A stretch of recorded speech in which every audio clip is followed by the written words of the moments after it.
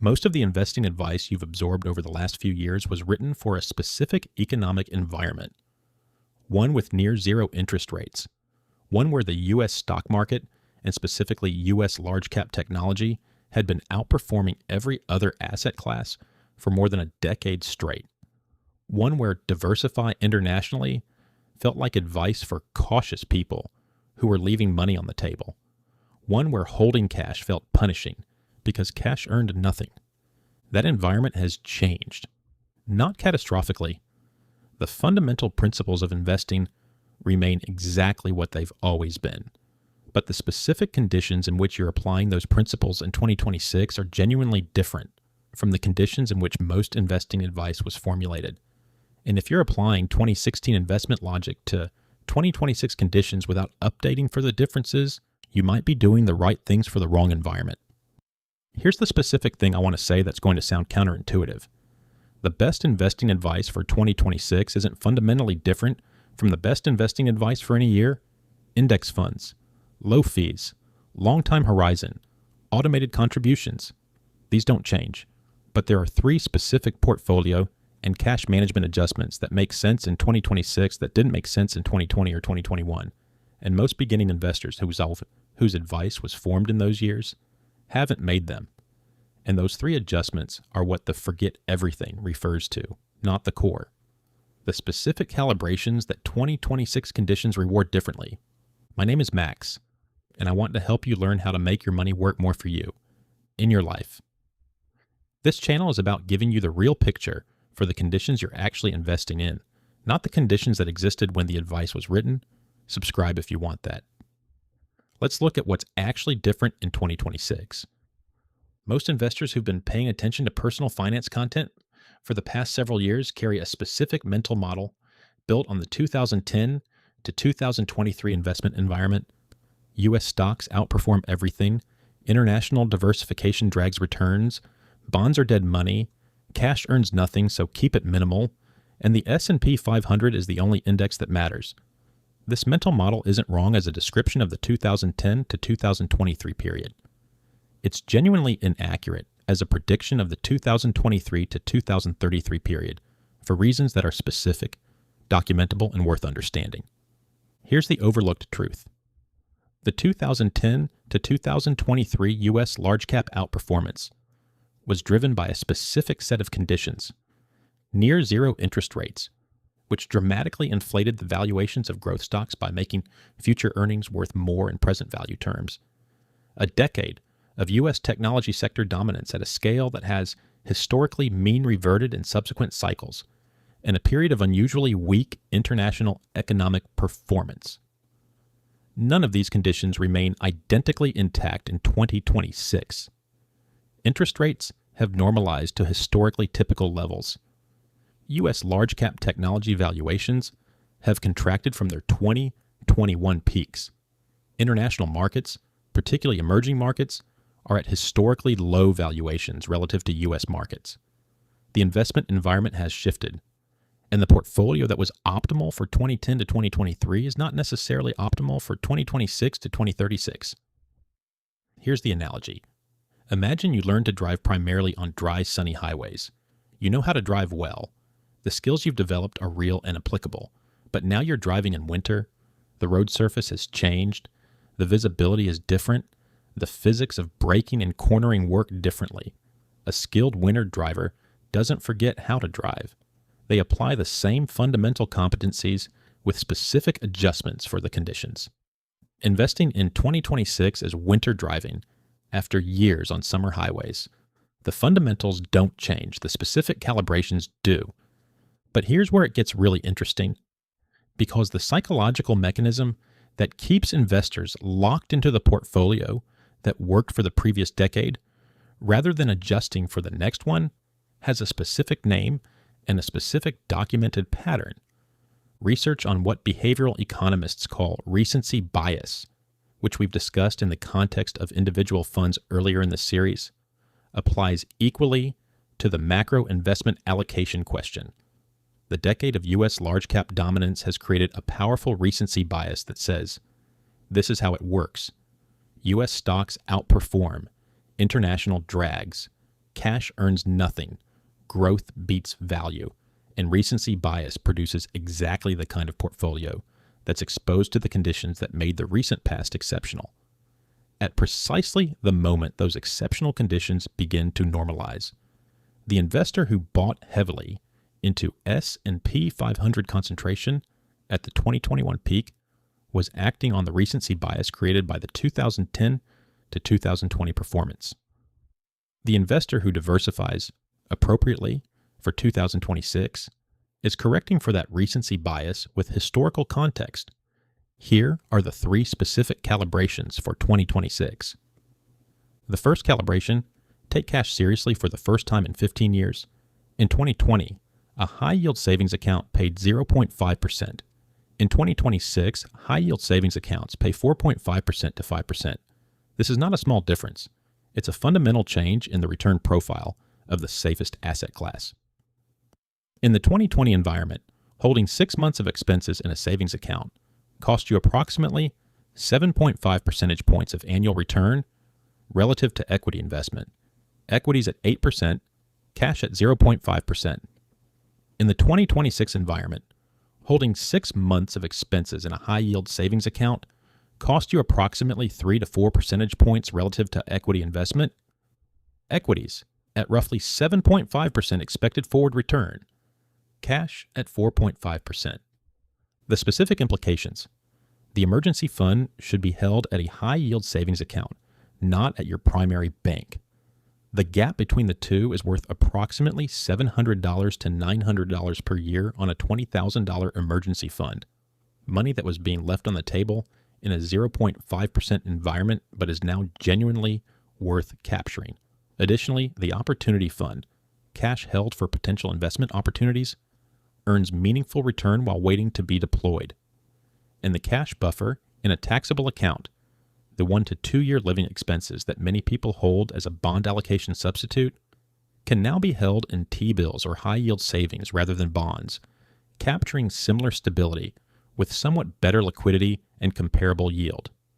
The action: if your emergency fund is in a primary bank savings account earning 0.5%, move it to a high-yield savings account this week. Marcus by Goldman Sachs, Ally Bank, SoFi, and several others are currently paying 4.5% or above with no minimum balance and FDIC insurance. This is a 15-minute task worth approximately $700 per year on a $20,000 emergency fund. The second calibration, the U.S. large cap concentration, deserves reconsideration. This is the most contentious calibration, and I want to be precise about what I'm saying and what I'm not saying. I am not saying the U.S. stock market is about to crash. I am not recommending market timing or a defensive cash position. I am saying that the S&P 500's current forward price to earnings ratio, roughly 22 times forward earnings as of early 2026, is historically elevated relative to its long-term average of approximately 16 times. At elevated valuations, forward expected returns are mathematically lower than at historical average valuations. And the gap between U.S. large cap valuations and international developed and emerging market valuations is at historically wide levels, with international markets trading at roughly 13 to 14 times forward earnings. The specific implication: a portfolio that is 100% U.S. equity in 2026 has higher concentration risk at elevated valuations than a globally diversified portfolio. This doesn't mean abandoning U.S. equity. The U.S. market's advantages, innovation, rule of law, liquidity, currency reserve status are real and structural. It means recognizing that the international just drags returns thesis was true for a specific historical period that coincided with unusually wide valuation gap expansion in favor of the U.S. And that mean reversion in that valuation gap would produce international outperformance on a forward basis. The action: if your portfolio is currently 100% or close to 100% U.S. equity index funds, consider a 70-30 or 60-40 U.S./international split rather than pure U.S. concentration. VXUS or FZILX, Fidelity's International Zero Expense Ratio Fund, provides broad international exposure. This is not a prediction. It's diversification calibrated for 2026 valuation conditions. The third calibration, within your equity allocation, a tilt toward the value and quality factors makes sense given the current growth premium. Growth stocks. Companies valued primarily on their expected future earnings growth rather than current earnings, traded at historically extreme premiums to value stocks from 2015 to 2021. That premium has partially compressed but remains elevated. Research by Fama and French, which established the value premium, the documented long-term tendency for value-oriented stocks to outperform growth-oriented stocks after adjusting for risk, suggests that when the growth to value spread is wide, the subsequent period tends to favor value reversion. SCHD, Schwab U.S. Dividend Equity ETF, and VYM, Vanguard High Dividend Yield ETF, provide dividend/value tilt in the U.S. market. This isn't a prediction of near-term outperformance. It's a factor-based diversification that captures what the historical evidence says should provide a return premium over full market cycles. The action? Consider a portfolio with approximately 50% U.S. total market, VTI, or FSKAX, 25% international total market, VXUS or FZILX, 15% U.S. value/dividend tilt, SCHD or VYM, and 10% bonds or T-bills. This portfolio is globally diversified, factor tilted toward value in the current environment, and maintains the low-cost passive approach while adjusting for 2026 specific conditions. Now let me run the forward math on the 2026 calibrated portfolio versus the U.S.-only concentration using conservative forward return assumptions rather than historical backward-looking returns. Forward expected returns as of 2026 based on Shiller Cape and Vanguard forward return estimates. U.S. large cap equities, approximately 5.5% to 7.5% annually, below historical average due to elevated starting valuations. International developed equities, approximately 7% to 9% annually, above U.S. due to lower starting valuations. Emerging market equities, approximately 8% to 10% annually, significantly below U.S. valuations. U.S. value/dividend equities, approximately 7% to 8.5% annually. U.S. bonds, approximately 4.5% to 5.5% annually. 100% U.S. large cap portfolio, blended forward return, approximately 6% to 7%. 2026 calibrated portfolio, 50% U.S., 25% international, 15% value, 10% bonds, approximately 6.5% to 7.5%. On $800 per month invested over 25 years, at 6.5%, approximately $641,000. At 7.5%, approximately $745,000. Difference, approximately $104,000 from the calibrated diversification at more conservative forward return assumptions. The calibration doesn't require a dramatic return differential to produce meaningful lifetime wealth difference at consistent contribution levels. The investor who understands why 2026 is different, who can articulate why the valuation gap argument matters, why the rate normalization changes cash management, and why factor diversification makes sense at current spreads, is not just more informed. They're insulated from the specific 2026 version of recency bias. When U.S. large cap underperforms in a given year, as it has done in multiple multi-year periods in the historical record, they don't interpret that underperformance as evidence that their portfolio is wrong. They understand it as the environment they anticipated and the diversification working as designed. And that understanding produces the holding behavior that captures the long-term return. Here's how the 2026 calibrated portfolio changes 4 specific situations. U.S. large cap drops 18% in a correction driven by growth stock multiple compression. The 100% U.S. investor watches the portfolio fall 18%.